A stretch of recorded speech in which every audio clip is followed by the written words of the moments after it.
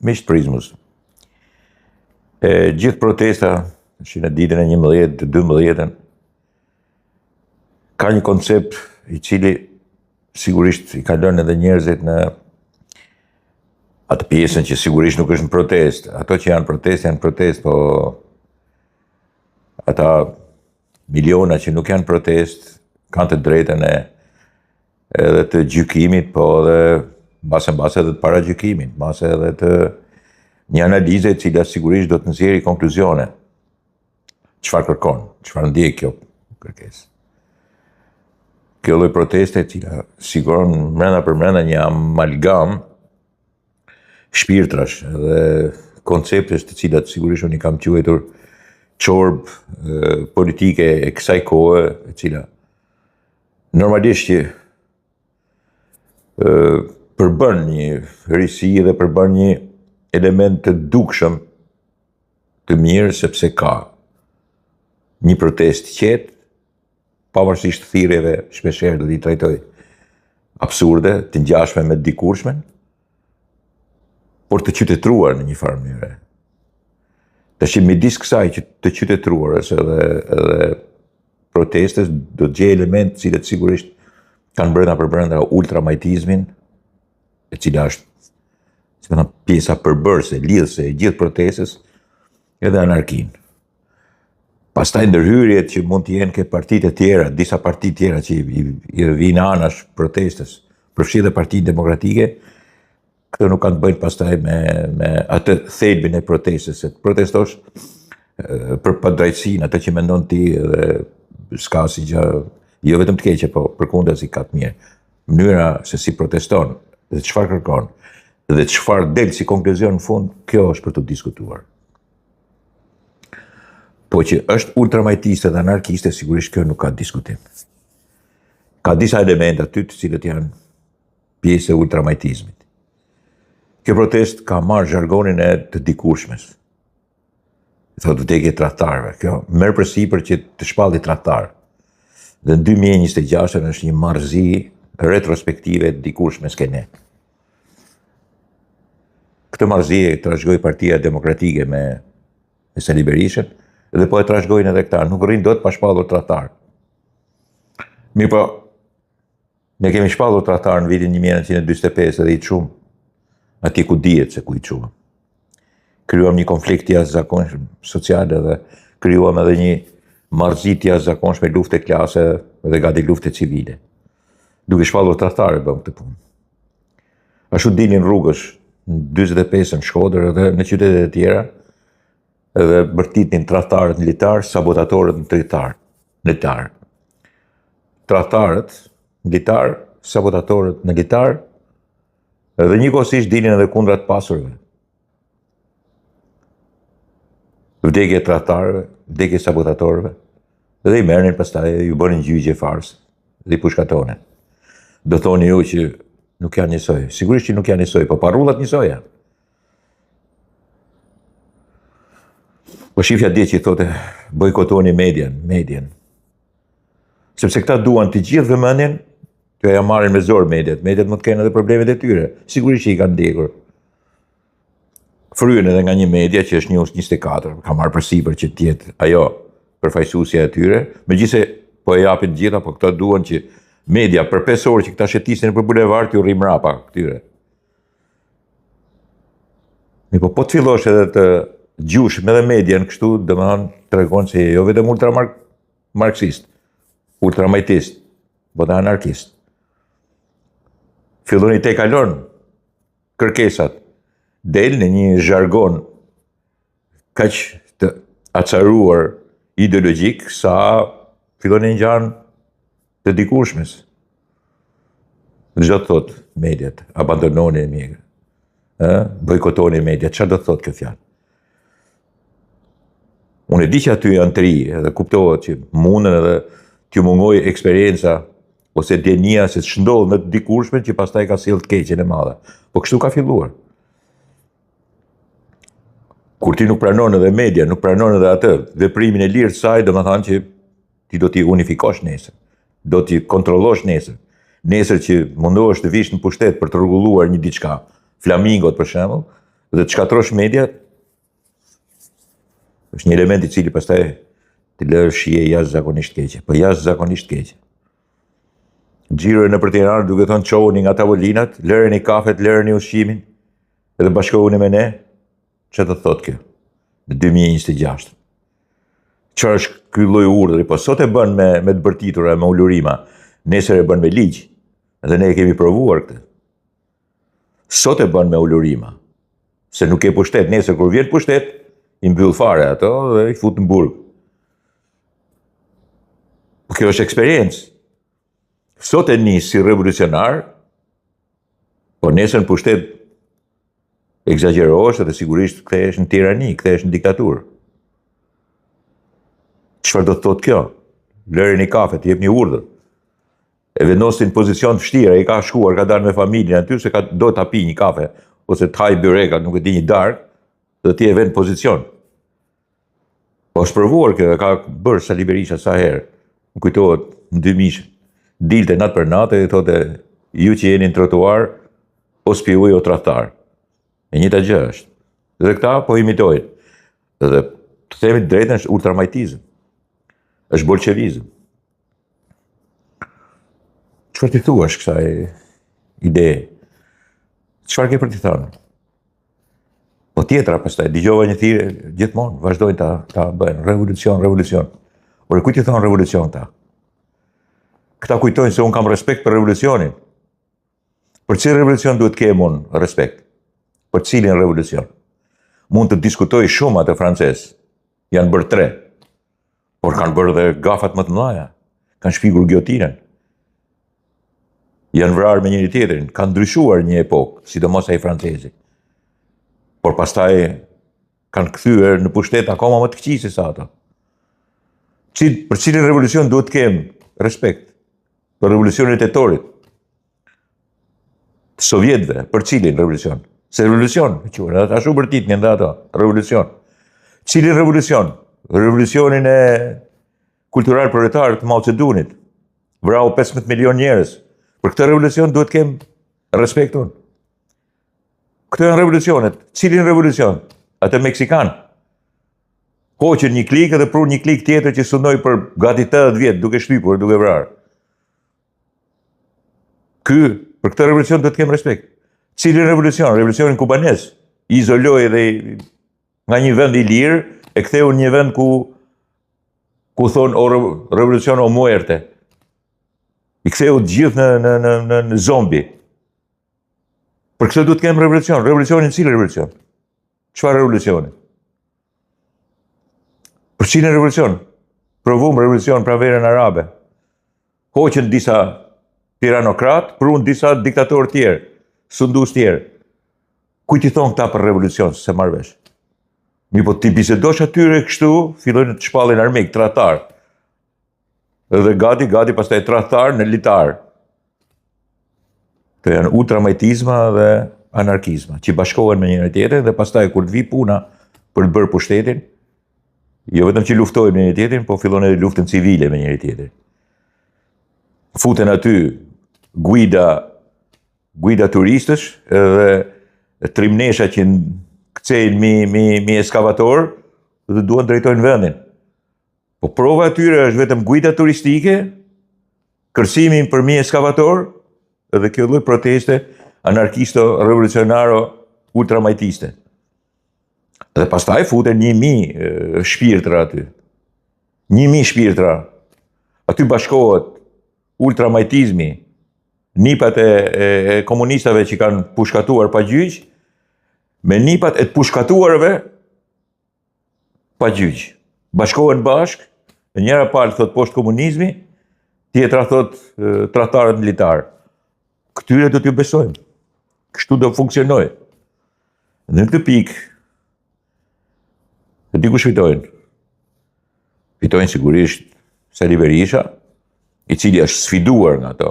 Sali Berisha si që I Zotit mbledh të asgjë, tash I do që ta sundoj, çon njerëzit e tij, thot shkoni atje me atë, megjithëse thon Berisha në burg. Sepse ai e ka sfidë të jashtëzakonshme, Dhe përfituesi I madh është Edi Rama, sigurisht, edhe prej tyre. Sepse e gjithë Shqipëria tjetër pastaj. Ajo Shqipëri që nuk është aty në proteste, që është shumë, dhjetra, qindra herë më e madhe se sa 5.000 vetëve atje, ja 10.000 vetëve, sigurisht që pastaj nuk mund të besojmë. Është në ditë votimi. Është realisht në ditë votimi. E njerëzit mendohen shumë në ditën e votimit. Duket sikur nuk mendohen. Po shkojnë të sigurtën. Nuk vjen një ndryshim nga mendjet e përçatura. Nuk mund të vijë ndryshim. Ndryshimi vjen nga mendjet serioze, të sinqerta dhe me prova se janë të tillë. Dhe kene mungon kjo.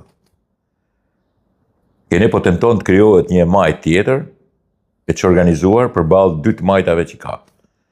Një të majtë e Sali Berishës, e cila I thot vetes djathtë, po realisht është fort bolshevike, dhe një majtë e Edi Ramës, e cila ka emrin e Partisë Socialiste dhe sillet si e djathtë. Tashi, na kërkohet që me anë të guidave turistike, disa elementve atje që bërtasin poshtë komunizmi dhe poshtë Izraeli, dhe tradhtarët në litar, Shqipëria është e jona, kështu kanë thënë gjitha, Shqipëria është e jona, nuk është në shitje. Në vërtet është duke u shit Shqipëria në mënyrë të tillë, edhe në media ndërkombëtare dhe kudo. Çfarë mund të them? Sigurisht që mund të them këtë. Asgjë nuk pres nga kjo protestë. Kjo protestë e pati efektin e vet. Duke u kthyer në një farë mënyre në një protestë kundra qeverisjes e kundra klasës politike, e bëri efektin e vet. Botës majt anti-trumpiste I bëri efektin e vet. Grekëve, sepse sigurisht u quajt si është sigurisht lëvizje kundra Jared Kushner, kundra Trumpit, kundra Amerikës. Grekëve u bëri punën e vet. Sepse dolën edhe thanë që shiko, nuk do lejojmë të zvërnecit t'ju marrim grekëve pronat e tyre. Ja bëri edhe grekëve punën e vet. Dhe sigurisht pastaj në faktorin e brendshëm I ka bërë punën edhe Edi Ramës, sepse populli që nuk është në protestë e kuptuan që edhe këta janë për të kaluar, e kupton. Dhe sigurisht I krijojnë idenë e plot që kanë një diversiv, kanë një alternativë të shkëlqyeshme përballë kësaj proteste. Dhe alternativa më e mirë është kampionati botror I futbollit. Sepse sigurisht e dinë se si do të përfundojë kjo. Pak a shumë kush do ta sundojë dhe çka ka për të prodhuar kjo lloj proteste. E vetmja gjë që ka prodhuar është ajo që nuk mund të protestosh më në mënyrën e Sali Berishës. Të gjithë të tjerat pastaj janë një shërbim I një pushteti I cili duhet vazhdojë sepse është më I sigurti se të gjithë pushtetet e tjera që propozohen në Shqipëri. Përfshi edhe këtë që konsiderohet protestues revolucionar, sidomos me fjalën revolucionar. Revolucionarët Flamingo janë për të kaluar ato orë në bulevard, por shumë e vështirë për të kthyer në një forcë politike alternative në Shqipëri. Sepse ka një mungesë të jashtëzakonshme, nuk kanë ideale, kanë 1 milion kërkesa dhe këto 1 milion kërkesa I ka ultramajtizmi. Anarkizmi dhe element të cilët kurrë nuk kanë për të bërë jo vetëm shtet, po as pushtet dhe as një lloj drejtësie në këtë vend. Ky është mendimi im dhe ne do ta provojmë që kështu ka për të dalë. Dakor, miqtë e mi. Tjetra. E pi kafen aty ke saati inglizit, është fresk. Pemët janë bërë të mëdhaja. Dhe sot më kujtua qershori I vitit 1966. Ditinjen time e bëm në Shkodër, ke halla. Sigurisht I thosha ke halla, po në të vërtet e bëm ke gjyshja ime në atë kohë. Edhe më solli babaj. Kishte ardhe nana, kishte ardhe motra ime e madhe. Ne jetëm disa ditë. Një prej atyre prezantimeve që më bëte babait, në atë kohë jetonim në Tiranë, Shumë qoj ke muzeu popullor, ke muzeu që ishte në atë kohë ke sahati Inglizit. Një nga maskarlegjet që ka bërë demokracia ishte që largoj muzeun nga qendra e qytetit dhe qoj ke Osokuka, pa nejse ky është një diskurs tjetër. Sigurisht ju mahnita nga oborri, nuk isha hyrë deri atëherë. Ato artefaktet që ishin në obor, paka shumë janë edhe ke muzeu Osokuka. Unë jam i lidhur sepse sigurisht kam punuar në muze. Jam njëri trashëgimnis, kam punuar shumë kohë në trashëgiminë kulturore, dhe sot i kësaj dite sigurisht jam i ndjeshëm edhe punoj prap. Sa të kem frym do merrem me trashëgiminë kulturore atë historike, jo vetëm të Shkodrës, por edhe të Shqipërisë. Imat ishte një gazetar i dëgjuar asaj kohe dhe shifja që ishte me pasion. Takoj drejtorin asaj kohe të muzeut, trajtoj disa, bëri edhe një reportazh, korrespondencë, kujtohet për dritën edhe pastaj u botua edhe në zërin e popullit ai reportazhi. Dhe një pjesë e atij reportazhi se ishte më i gjatë dhe takova në atë kohë dhe disa prej drejtuesve të kulturës të asaj kohe, Antimedi. Sigurisht ju thash ishte një gazetar i rëndësishëm i Radio Tiranës edhe ishte i padërnuar akoma dhe i sigurisht botonte edhe në Bashkimin e Zëri i Popullit. Pra ishte i rëndësishëm. E shikoja me pasion duke më treguar një farë mënyrët. I shetitem, u futëm brenda, u habita mas tavaneve. Mas asaj orës ishte ora. Dhe shumë elementve të tjerë, udhësi Inglizit, sahatit Inglizit. Tash pas 60 vjetëve, po pija kafen, bile vendosa dhe i fotografi ku është kafi. Realisht po të shkosh në borë nuk e shef kullën. Ka bërë një të mirë Beneti se ka kthyer orën, pavarësisht se është moderne, po ka kthyer orën, tregon një orë. Por çdo gjë atëherë ishte fantastike dhe këtë e kam shkruar. Ishte fantastike përmbajtja, ishte fantastike muret, ishte fantastike tavanet, ishte fantastike vetë ndërtimi British Oriental Shkodran.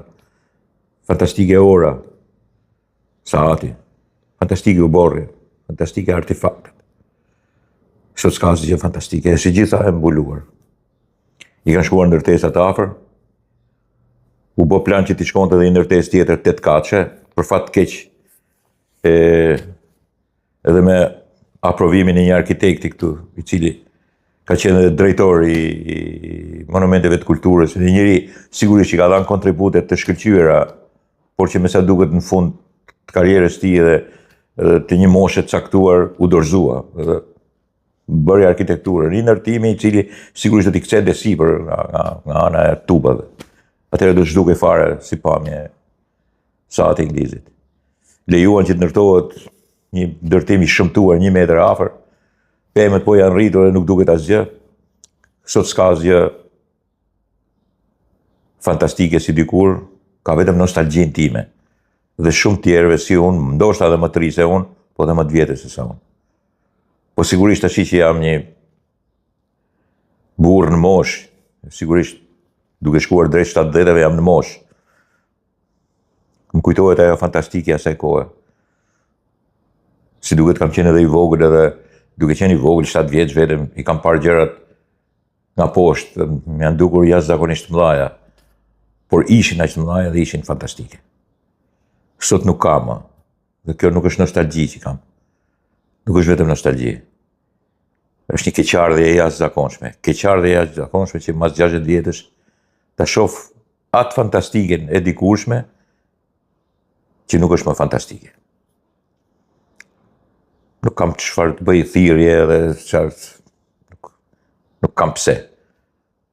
Shumë sa duket është fati një shoqërie e cila sigurisht vuan në mungesën e jashtëzakonshme të qytetërimit të saj. Dakord, miqtë e mi?